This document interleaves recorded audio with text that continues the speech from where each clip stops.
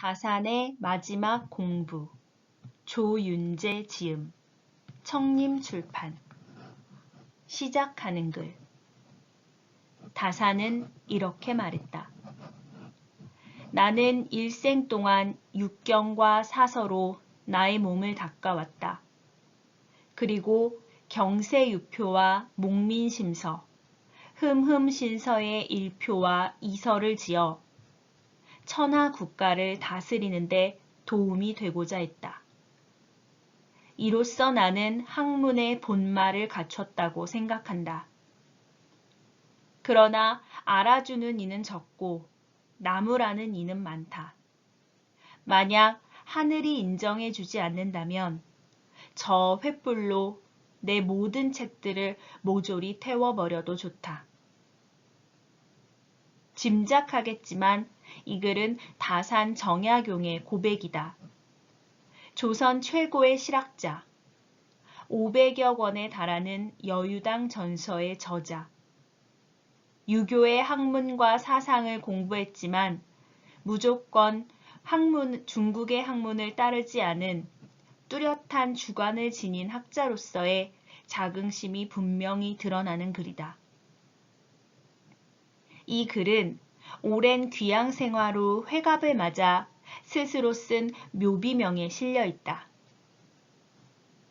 다산은 정조 임금과 함께 조선 후기 개혁을 이끌었지만 정조 사후 무려 18년간의 유배 생활을 겪어야 했다.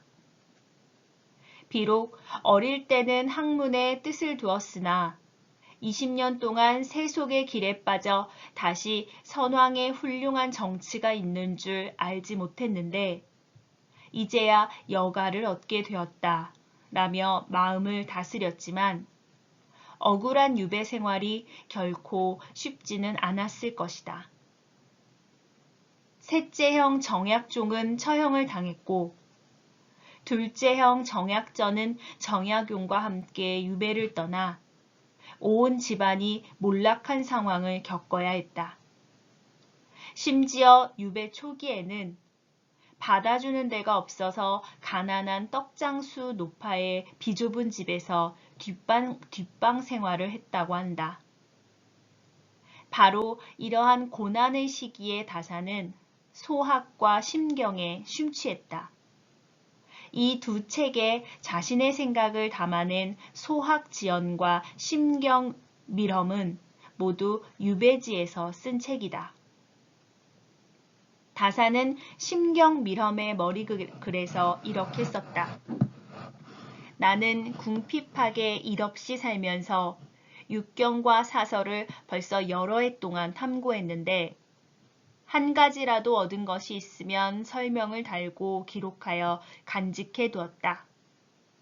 이제 독실하게 실천할 방법을 찾아보니 오직 소학과 심경이 여러 경전들 가운데 특출나게 빼어났다. 진실로 이 두 책에 침잠하여 힘써 행하되 소학으로 외면을 다스리고 심경으로 내면을 다스린다면 거의 현인의 길에 이르지 않을까? 돌아보건대 나의 삶은 잘못되었으니 노년의 보답으로 갚아야 할 일이다.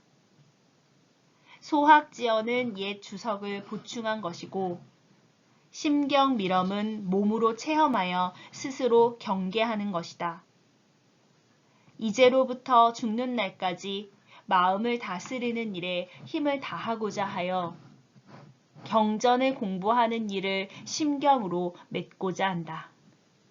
아, 능히 실천할 수 있을까? 국왕 정조의 가장 총애받는 신하였지만 퇴족이 되어 유배 생활을 감내하던 고난의 시기에 다산은 심경, 즉 마음의 경전을 펼쳤다. 또한 평생을 두고 궁구했던 학문의 끝을 심경으로 매듭을 짓고자 했다. 그리고 앞으로의 남은 삶 역시 마음을 다스리는 일에 힘을 다하고자 했다. 마음을 다스리는 일이 고난을 이겨내는 힘이며 학문의 끝이자 결론이라고 노학자는 말하고 있는 것이다. 근사록에는 가난과 고난과 근심 걱정은 그대를 옥처럼 완성한다 라고 실려 있다. 역경과 곤궁은 호거를 단련하는 도가니와 망치다 는 책은담에 실려 있는 글이다. 맹자는 더욱 상세하게 설명하고 있다. 하늘이 장차 그 사람에게 큰 사명을 내리려 할 때는 먼저 그의 심지를 괴롭게 하고 뼈와 힘줄을 힘들게 하며 육체를 굶주리게 하고 그에게 아무것도 없게 하여 그가 행하고자 하는 바와 어긋나게 한다. 마음을 격동시켜 성질을 참게 함으로써 그가 할 수 없었던 일을 더 많이 할 수 있게 하기 위함이다. 이 글들은 모두 고난이 사람의 삶에서 어떤 유익을 가져다 줄 수 있는지를 말해주고 있다. 하지만 고난을 겪는다고 해서 모든 사람이 좋은 결과를 얻지는 않는다. 어떤 이는 고난을 통해 놀라운 일을 만들어내기도 하지만 어떤 사람들은 고난에 치여 무너지기도 하는 것이다. 그 차이는 바로 고난을 어떤 마음으로 어떻게 받아들이냐에 달려 있다. 그것을 다산이 말해주고 있다. 먼저 고난을 이겨내고 큰 일을 이루기 위해서는 반드시 고난을 받아들이는 긍정적인 마음이 있어야 한다. 다산은 중년에 닥친 고난을 새 속의 길에서 벗어나 진정한 학문을 할 수 있는 여가로 생각했다. 그랬기에 험난한 귀향지에서 여유당 전서라는 찬란한 학문적 결실을 만들어낼 수 있었다. 또 한 가지는 고난이 삶에서 어떤 의미가 있는지를 잠잠히 생각해 볼 수 있어야 한다. 공자가 곤궁에는 운명이 있음을 알고 형통에는 때가 있음을 알고 큰 어려움에 처해도 두려워하지 않는 것이 성인의 용기다 라고 말했듯이 자신이 겪는 고난에도 반드시 그 의미가 있음을 알고 조용히 때를 기다리는 지혜가 있어야 하는 것이다. 그 전제는 평온하고 안정적인 마음을 유지하는 것이다. 다산은 마음을 다스릴 수 있었기에 혹독한 시기를 잠잠히 버티면서 때를 기다릴 수 있었다. 자신뿐 아니라 아들들에게도 패족에서 벗어날 수 있는 길은 독서밖에 없다라고 이르며 미래를 대비하도록 했다. 그 힘이 된 것이 바로 마음의 경전, 심경이었다. 다산은 심경을 읽고 연구하며 자신의 생각과 마음을 다스렸다. 심경은 주자의 제자였던 송나라 학자 진덕수가 편찬한 책이다. 사서삼경 등 유학의 경전을 비롯하여 주도니, 정의, 범준, 주희 등 송대 학자들의 마음 수양법도 포함되어 있다. 이후 명대의 성리학자인 정민정이 여러 학설을 인용하고 자신의 생각을 덧붙여 심경부주를 편찬했다. 하지만 중국에서는 더 이상 심경에 대한 연구는 이어지지 않았다. 오히려 조선의 선비들이 심경과 심경부주를 철저히 연구하고 토론하고 학술적으로 논쟁도 하면서 많은 저술들을 남겼다. 앞에서 언급했던 다산의 심경밀험 역시 그중 하나다. 또한 조선의 국왕들 역시 심경을 통해 군주로서의 마음가짐을 바로잡았고 신하들과 함께 연구하며 귀감으로 삼았다. 정조실록에는 정조가 신하들에게 심경에 대해 이렇게 말했던 것이 실려 있다. 대저 2편은 마음에 대해 말한 글들을 모아서 하나의 책을 만든 것으로 천고의 마음을 다스리는 요법인 것이다.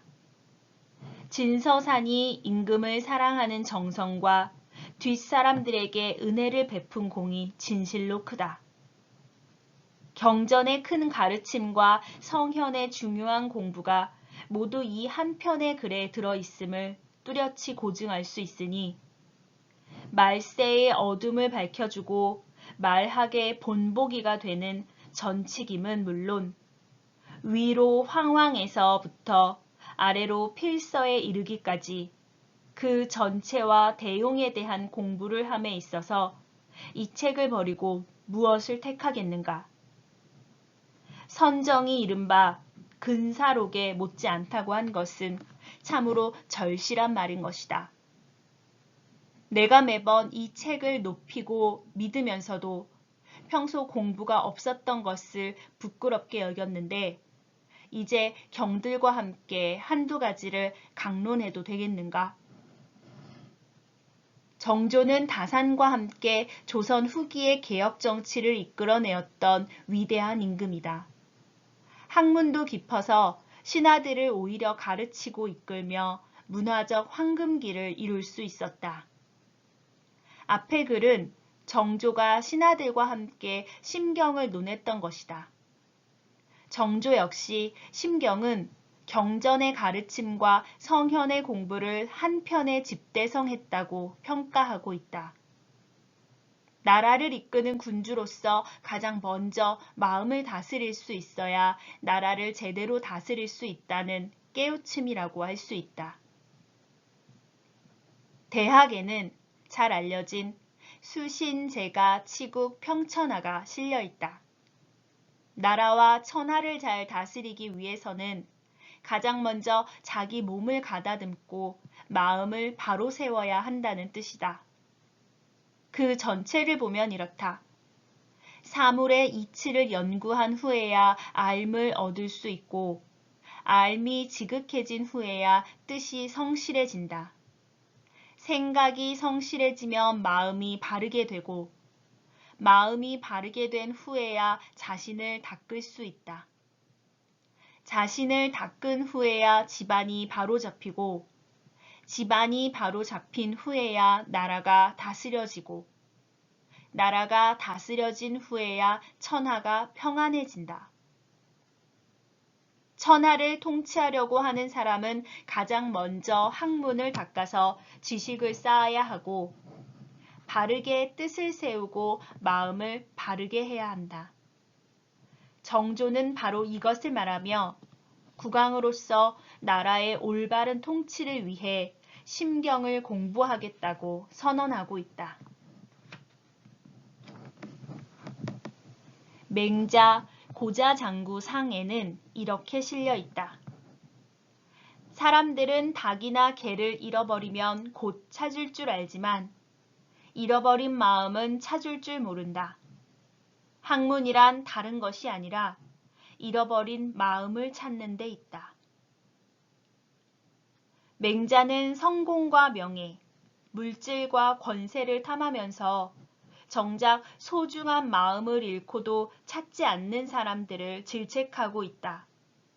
그리고 학문과 수양이란 다른 것이 아니라 마음을 지키는 것이고 만약 마음을 잃었다면 그 마음을 찾아오는 것이라고 가르치고 있다.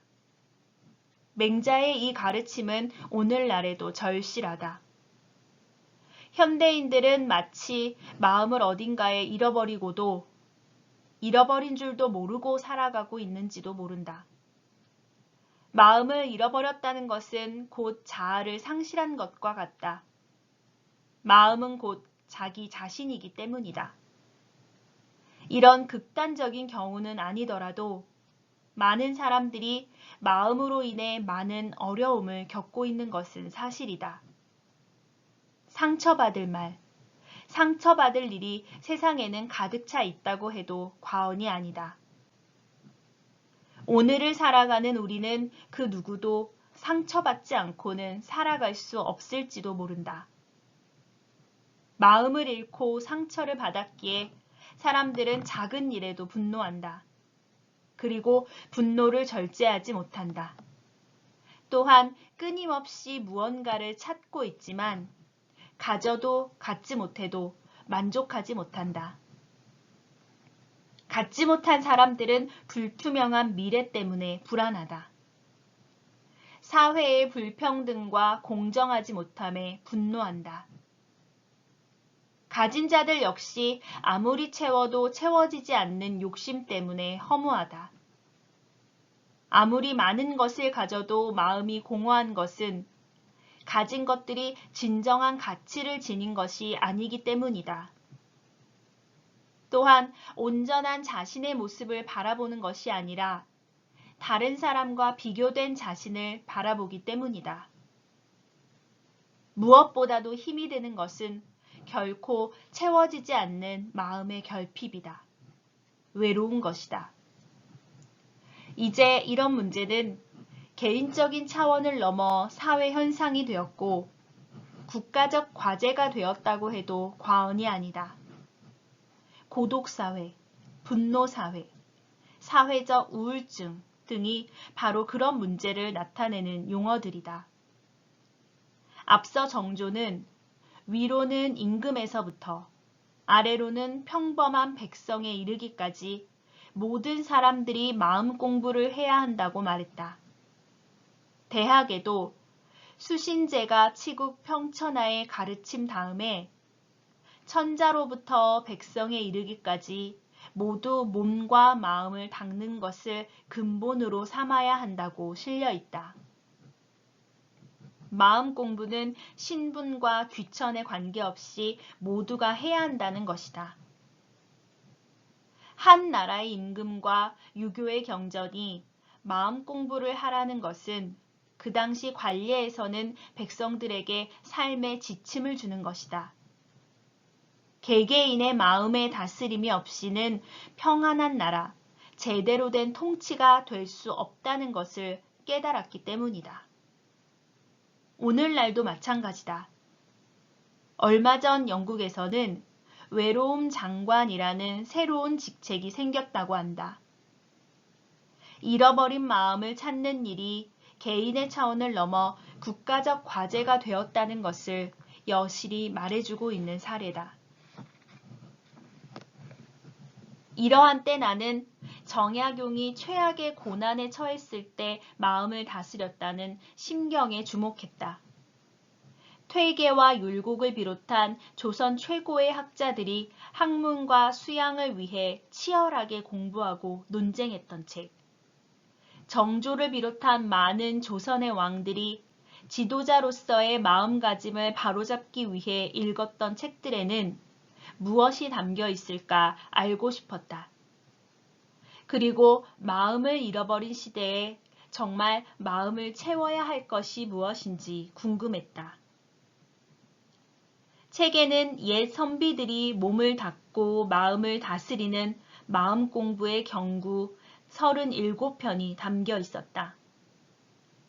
하지만 책에는 번거롭고 힘든 현실에서 지친 마음에 휴식을 주는 힐링도, 현실에 집착하는 마음에서 벗어나려는 욜로 라이프도, 스스로의 가치를 찾고 자기 존중감을 높이려는 자존감 수업도 없었다. 종교에서 얻을 수 있는 마음의 치유도 없었다. 달콤한 위로도, 스스로가 안타까워서 우는 자기 연민도 없었다. 다만 책에는 조금의 타협도 없는 치열한 선비들의 수양과 정진의 길이 담겨 있었다. 맹자가 말했던 잃어버린 마음을 찾는 방법이 담겨 있었다. 욕망과 이익을 탐하는 마음 대신 우리 마음에 진정으로 채워야 할 것이 무엇인지 알려주는 가르침이 있었다. 2500년을 이어온 동양 철학의 지혜도 함께 담겨 있었다. 이 가르침을 함께 나누고 싶어 이 책을 썼다. 지금도 제대로 밝히지 못한 마음의 본체와 그 다스림의 요체를 밝힌 옛 경전의 정수가 결코 쉬울 리가 없었다. 한치의 빈틈도, 한순간의 방심도 허용치 않는 옛 선비들의 마음 공부 경지는 감히 넘볼 수도 없을 것 같았다. 이러한 경지를 오늘을 살아가는 평범한 우리의 삶에 어떻게 적용하고 실천할 수 있을까? 많은 고민이 된 것도 사실이다. 그때 내 마음을 붙잡는 한 가지 통찰이 있었다. 공자가 마음을 두고 말했던 붙잡으면 보존되고 놓으면 잃는다이다. 마음은 그 누구의 것도 아닌 바로 나, 우리의 것이다. 그 마음을 붙잡는 것도 나 자신이며 잃어버리는 것도 바로 나인 것이다. 잃어버리기는 쉽지만 설사 잃었다고 해도 다시 찾아오면 된다. 옛 선비들이 했듯이 치열한 공부와 수양은 할 수 없을지도 모른다. 단지 마음을 두드리는 글을 읽으며 작은 깨우침을 하루하루 쌓아간다면 잃어버린 줄도 모르고 있었던 마음이 나도 모르게 되돌아올 것이다. 그 시간은 생명이 되살아나는 시간, 평단지기의 새벽 시간이면 더할 나위가 없겠다. 책을 쓰며 구격 심경주회 총람과 심경부주의 많은 도움을 받았다. 감사드린다. 1부 약동섭천 당당함은 삼가고 반추하는 데에서 나온다. 구속받지 않는 사람에게는 중심이 있다. 논어 요알에는 중국의 전설적인 임금 요가 보위를 순에게 이양하며 했던 말이 실려 있다. 요 임금이 말씀하셨다. 그대 순이여, 하늘에 정해진 뜻이 바로 그대에게 있으니 진실로 그 중심을 잡도록 하라. 천하가 공궁해지면 하늘이 내려주신 보위도 영원히 끊어질 것이다. 순임금도 우임금에게 이양하며 같은 말씀을 했다. 순이 우에게 했다는 이 말은 사서삼경 가운데 하나로 중국의 가장 오랜 역사서인 서경에 실려 있다. 서경은 공자가 이상적인 시대로 꼽았던 고대 중국의 전설적인 임금인 요순부터 주의 문왕과 무왕까지의 역사를 기록했던 책으로 공자가 편찬했다고 전해진다. 전설 속의 군주이기는 하지만 요순의 시대에서 특이한 점은 임금들이 자신의 혈육이 아니라 천하의 탁월한 인물, 즉 가장 능력 있고 도덕적인 인물을 후계로 삼았다는 점이다. 그리고 군주와 신하 등 모든 지도자는 백성을 위하고 두려워하고 공경하는 것을 최고의 덕목으로 삼았다. 세습이 당연한 것으로 여겨지고 권력을 얻기 위해 수단 방법을 가리지 않는 오늘날 세태에서 보면 요순 시대가 태평성대로 일컬어지는 이유를 알 수 있다.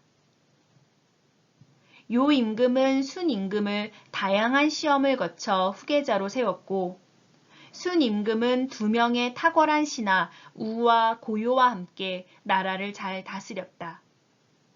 고요는 백성을 덕으로 다스려 명망이 되었고 우는 치수의 능력이 있었다.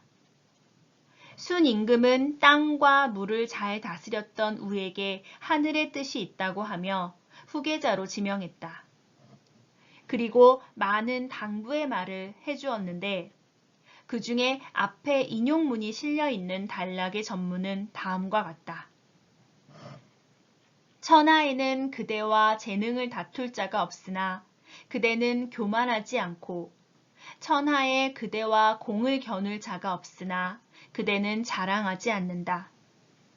나는 그대의 공이 큰 것을 알고 있고 그대의 공적을 가상히 여기고 있다. 하늘의 운수가 그대에게 있으니 그대는 임금이 될 것이다. 사람의 마음은 늘 위태롭고 도의 마음은 잘 드러나지 않는다. 오로지 정밀하게 살피고 한결같이 지켜 그 중심을 붙잡아야 한다. 근거 없는 말은 듣지도 말고 의논하지 않은 계책을 써서는 안 된다. 전설 속의 인물이기는 하지만 최고의 황제가 후계자에게 전해준 말로 지도자들이 반드시 새겨야 할 경구라고 할 수 있다. 순 임금은 후계자인 우의 재능과 공적이 높지만 그럼에도 교만하지 않고 겸손한 자세를 칭찬하며 이미 하늘의 운수가 기울어 다른 어떤 신하보다 후계자로서 적임자라는 것을 선포하고 있다. 또한 앞으로 근거 없이 떠도는 말이나 함부로 하는 말은 잘 분간해 듣지 않도록 하며 어떤 계책이든 독단적으로 하지 말고 충분히 논의를 거친 다음 실행해야 한다고 가르친다. 앞에 글에서 가장 요체는 지도자로서 그 무엇보다도 마음을 잘 다스려야 한다는 것이다.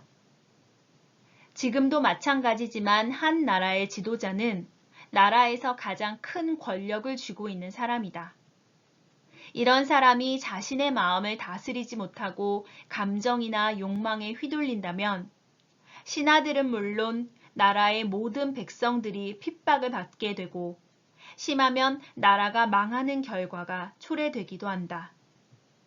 그래서 요 임금은 천하가 공궁해지면 하늘이 내려준 보위도 영원히 끊어질 것이다 라고 말했던 것이다. 심경의 저자 진덕수가 직접 쓴 심경찬에서는 앞의 구절 사람의 마음은 늘 위태롭고 도의 마음은 잘 드러나지 않는다. 오로지 정밀하게 살피고 한결같이 지켜 그 중심을 붙잡아야 한다. 의 원문 16글자를 마음 공부의 근원이라고 말하고 있다. 그리고 구절의 핵심이 되는 인심과 도심을 아래와 같이 설명하고 있다. 인심은 무엇인가? 형체와 기운에서 생겨나는 것이니 좋음과 즐거움, 분노와 원망이 있다. 오직 욕망에 흐르기 쉬워서 이것을 위태롭다고 하는 바, 잠시라도 방심하면 온갖 사특함이 그것을 따른다. 도심은 무엇인가? 하늘이 준 천명에 뿌리를 두고 있는 바, 의로움, 인자함, 치우치지 않음, 바름이라 한다. 이런 이치는 형체가 없어서 잘 드러나지 않으니 털끝만치라도 잃어버린다면 그것을 보존하기 힘들다. 인심과 도심 둘 사이에는 틈새를 용납한 적이 없으니 반드시 정밀하게 살펴서 흑백을 가리듯이 해야 한다. 지혜로 미치고 인으로 지키는 것이 처음과 끝이 되니 오직 정밀하기 때문에 한결같고 한결같기 때문에 중심을 붙잡을 수 있다. 여기서 인심은 사람의 감정과 욕망을 말한다. 예기에서는 사람이 가지고 있는 7가지 감정을 희, 로, 에, 구, 에, 오, 욕이라고 했다. 기쁨, 노여움, 슬픔, 두려움, 사랑, 미움, 욕구의 7가지다. 그리고 도심은 맹자가 말했던 선한 천성, 즉 사람들로 하여금 인의 예지를 실천하게 하는 4가지 실말이다. 맹자는 인의 단서를 측은지심, 의를 수호지심, 예를 사양지심, 지를 시비지심이라고 표현했다. 맹자는 이 4단이 없으면 사람이라고 할 수 없다고까지 했다. 진덕수는 이 2가지를 흑백을 가리듯이 지키라고 했지만 인간의 마음에서 둘이 반드시 완전히 구분되는 것은 아니다. 사람인 이상 감정과 욕망이 없을 수 없고 동시에 쉽게 드러나지는 않지만 하늘의 이치를 따르고자 하는 선한 본성도 당연히 가지고 있다. 또한 인심이라고 해서 반드시 나쁘지만은 않은 것이 감정과 욕구가 있기에 바로 인간이기 때문이다. 아무리 뛰어난 사람이라고 해도 인간의 경지를 벗어나 온전히 하늘의 이치만을 따를 수는 없는 법이다. 사람의 욕망이나 감정은 옳고 그름을 따질 수 있는 성질이 아니다. 감정은 철저히 가치 중립적이다. 기뻐하고 화내고 슬퍼하고 무서워한다고 해서 그 자체가 옳고 그른 것이라고 할 수는 없다. 단지 그것을 절제하지 못하거나 빠져서 헤어나지 못하거나 억제하지 못하거나 다른 사람에게 피해를 주거나 악한 목적으로 쓴다면 그것은 욕망을 무절제하게 따르는 마음, 즉 바르지 못한 마음이 되는 것이다. 따라서 도심이란 인심을 쓰지 않는 것이 아니라 바르게 쓰는 것을 가리킨다. 당연히 기뻐할 것을 기뻐하고 분노해야 할 것에 분노한다고 해서 도심에서 벗어난 것은 아니다. 그래서 공자는 견리사의를 말했다. 사람은 누구나 자신에게 이익이 되는 것을 좇기 마련이다. 따라서 욕심을 가지는 자체는 자연스러운 일이다. 하지만 자신의 이익을 위해 수단 방법을 가리지 않거나 다른 사람에게 피해를 주든 말든 무조건 자신의 유익만을 추구한다면 그것은 욕망에 따라잡힌 인욕이 된다. 반대로 이익을 줬더라도 의의 관점에서 판단하고 올바른 것을 따른다면 천리를 따르는 것, 즉 도심이 되는 것이다. 정밀하게 살피고 오직 한결같이 지켜 그 중심을 붙잡아라 는 말은 위태로운 인심을 누르고 도심을 따르기 위한 가르침이다. 정밀하게 살피고 한결같이 지키기 위해서는 반드시 학문과 수양이 겸비되어야 한다. 지식이 없으면 제대로 살필 수 없고 수양이 없으면 한결같을 수가 없기 때문이다.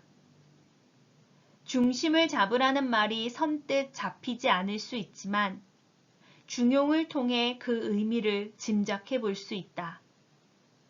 중용에 실려 있는 중은 희로애 락의 감정이 아직 생겨나지 않은 것으로 천하의 근본을 가리킨다. 즉, 그 무엇에도 침해받지 않은 고요하고 평온한 마음으로 세상의 근본 도리를 지키는 것이다. 세상의 근본 도리는 지나침도 미치지 않음도 없고 넘치지도 모자라지도 않은 가장 적절하고 조화로운 상태를 말한다. 곧 중용이 뜻하는 바다. 고전에서 현자들은 자기 성찰과 수양을 통해 철저하게 도심을 지켜나가야 한다고 말하고 있다. 현대를 살고 있는 우리로서는 당연히 엄두가 나지 않는다. 복잡한 현대 사회를 살아가면서 각종 억압과 스트레스에 시달리는 마음을 평안하게 다스리기란 쉽지 않다. 아무리 스스로를 다스리려고 해도 속세가 나를 휘감은 한 세상과 사람들이 가만두지 않는다. 한껏 욕심에 달아오르지 않더라도 끊임없는 유혹과 자극이 감정을 불러일으키고 욕망을 들끓게 만든다. 그러나 감정과 욕망은 의지로 억누른다고 해서 제어되는 것이 아니다. 우리는 역사의 이름을 남긴 현자도 아니다. 단지 세상에 시달리며 지금 당장의 급급한 평범한 처지라고 해도 감정과 욕망이 들끓을 때 잠깐 성찰하는 시간, 자신에게서 한 걸음 물러나 관조하는 시간을 가지는 것 정도는 가능할 것이다. 한 걸음 물러선다는 것은 자신과 자신의 감정을 잠깐 분리하는 것이다. 어떤 상황을 맞았을 때 자신을 자신의 감정과 동일시하는 것이 아니라 한 걸음 물러서서 남의 일을 관찰하듯 스스로를 객관적이며 합리적으로 볼 수 있다면 감정에 지배받지 않게 될 것이다. 도덕경에는 만족할 줄 알면 욕됨이 없고 멈출 줄 알면 위태롭지 않아서 오래 갈 수 있다 라고 실려 있다. 만족할 줄 안다는 것은 스스로의 환경과 처지를 인정하고 받아들일 줄 아는 겸손을 기반으로 한다.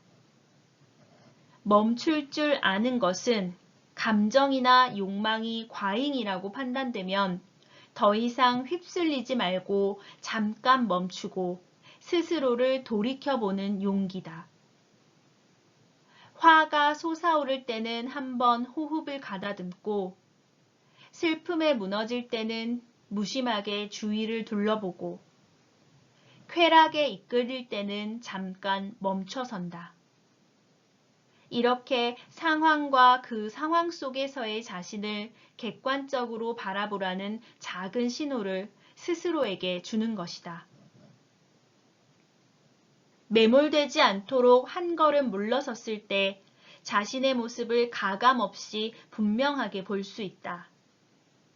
바로 볼 수 있다면 자신의 행동이 바른 도리에 근거하고 있는지를 따질 수 있다.